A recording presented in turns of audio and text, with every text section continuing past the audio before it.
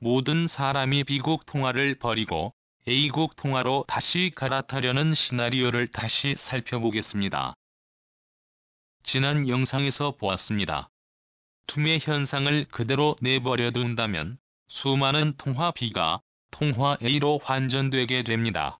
이제 모든 사람은 어떤 이유로든 B국의 경제 상황이 나쁘다고 생각하기 때문에 B로 갈아타는 걸 꺼리게 되므로 이 같은 통화 불균형이 생기게 되고, 그대로 놔두면 B국의 통화의 가치는 하락하게 됩니다. A 하나를 가져가려면 더 많은 B가 필요합니다. 그 말은 다른 말로 B의 가치가 하락한다는 것이고, 가치 하락은 좋지 않은 일일 수 있습니다. 특히 환율 하락세가 가파르다면 말이죠. 이 나라가 다른 나라로부터 연료를 수입해야 하는 나라일 수도 있습니다. 아마도 그들은 전 세계 다른 곳으로부터 식품을 수입해야 할지도 모릅니다. 만약 자국 통화가 급격히 평가져야 된다면 수입품은 매우 비싸질 수 있습니다. 그 나라 사람들은 휘발유와 식품 등 기본적인 생필품 비용을 2배로 지불해야 할 수도 있습니다. 우리는 B국의 중앙은행이 이런 일이 발생하지 않도록 환율을 안정적으로 관리하기 위해 적극적으로 개입하는 시나리오를 가정했습니다. 그들은 준비금을 사용할 수 있습니다. B국가에 대해선 파란색으로 표시합니다. 그들은 형편이 좋았던 시절에 축적했던 A통화 준비금을 사용할 수 있습니다. 또는 보는 사람의 시각에 따라 이전 영상에서 보았던 상황일 수도 있습니다. 그들은 축적한 A 준비금을 팔아 B를 매입하는 방식으로 환율을 안정화하려고 합니다. 이걸 이렇게 볼 수 있습니다. A의 공급을 더하여 B에 대한 수요도 확대하고 있습니다. 그들은 준비금 A를 내다 팔아서 자국 통화를 사들입니다. 이런 전략은 준비금으로 A 통화를 보유한 경우에 한해 효과가 있을 겁니다. 상황이 안정될 수 있습니다. 그렇다면 이런 상황은 발생하지 않습니다. 문제는 지난 영상 끝부분에서 말씀드린 것처럼 준비금이 바닥날 수 있다는 것입니다. 그들이 상대국 화폐를 자국 통화처럼 무한정 인쇄할 수 있는 것도 아닙니다. 그들은 전혀 찍어낼 수 없습니다. 상대국 통화를 축적해야 합니다. 자국 통화도 아닌 준비금은 보유 금액이 한정되어 있으므로 결국 고갈될 수 있습니다. 흔히 벌어지는 일은 통화 투기꾼, 즉 환투기꾼들은 그것을 보고 피냄새를 맡기 시작합니다. 아와 사람들이 이 통화를 털고 나가려고 하네. 그게 보일 겁니다. 이런 현상을 그대로 방치하면 가치가 하락할 것을 알기 때문에 B국의 중앙은행은 한정된 A 외화 보유액을 당전해가며 가치 하락을 막아보려 합니다. 그렇다면 환투기꾼들이 뭘 할까요?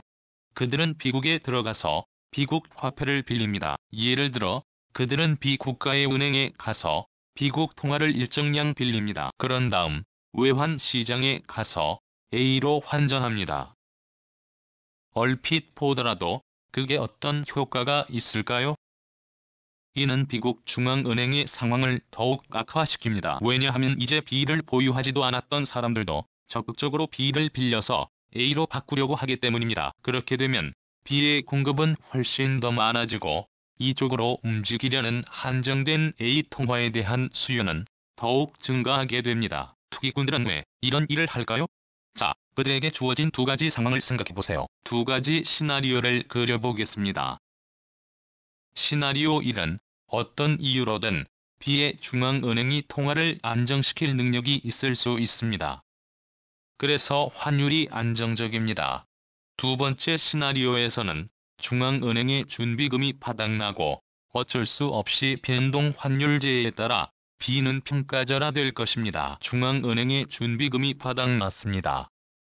즉, 통화 시세는 변동하므로 B는 평가절하될 것입니다. 만약 이 첫 번째 시나리오가 벌어지더라도 그게 현실화할 공산은 갈수록 줄어듭니다.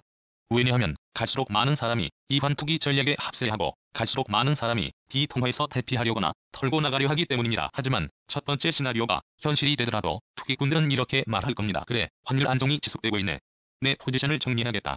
라며 그들은 A를 가지고 B로 바꾸고 그 B로 빚을 갚습니다. 금리와 여타 조건에 따라 좌우되겠지만 큰 손실을 보지 않고 약간의 손실을 보게 될지도 모릅니다. 금리나 뭐 그런 시세차가 있다고 해도 약간 손실을 보거나 전혀 손실을 보지 않습니다.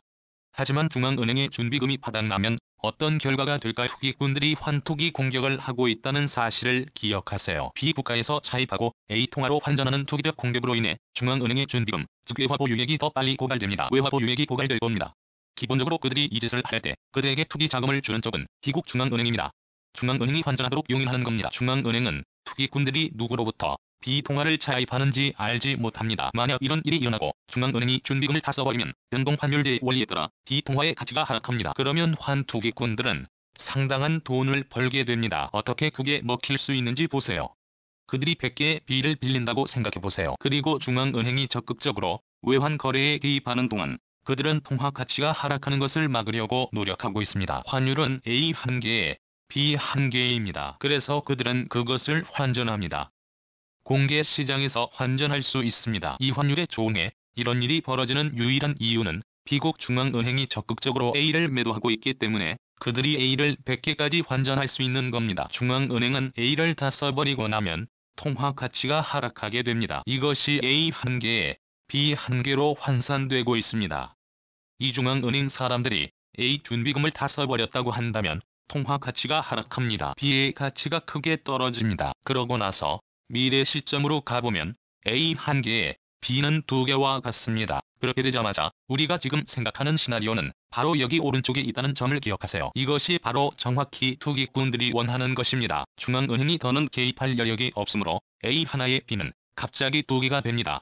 변동 환율에 따라 B의 가치는 하락합니다. 그럼 어떤 결과가 되나요? 이 시점에서 투기꾼들은 100개의 A를 가지고 다시 B로 환전합니다. 이제 그들은 이 방향으로 환전합니다. 그 A를 얼마나 많은 B로 환전할 수 있을까요? 이제 100개의 A를 200개의 B로 환전할 수 있습니다. 그들은 빚을 갚을 수 있습니다.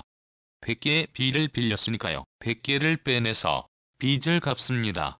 그리고 나면 상당한 이윤을 내게 됩니다. 그들은 B 100개라는 이윤을 올립니다. 이것이 바로 투기꾼들이 목표로 하는 결과이며 이것이 더 많은 사람들이 동일한 거래 전략을 채택하도록 장려하는 이유입니다. 왜냐하면 더 많은 사람이 환투기에 편승하고 정확히 같은 전략을 구사할수록 중앙은행의 준비금은 더 빨리 고갈되면서 바로 오른쪽 시나리오대로 실행될 공산이 커지기 때문입니다.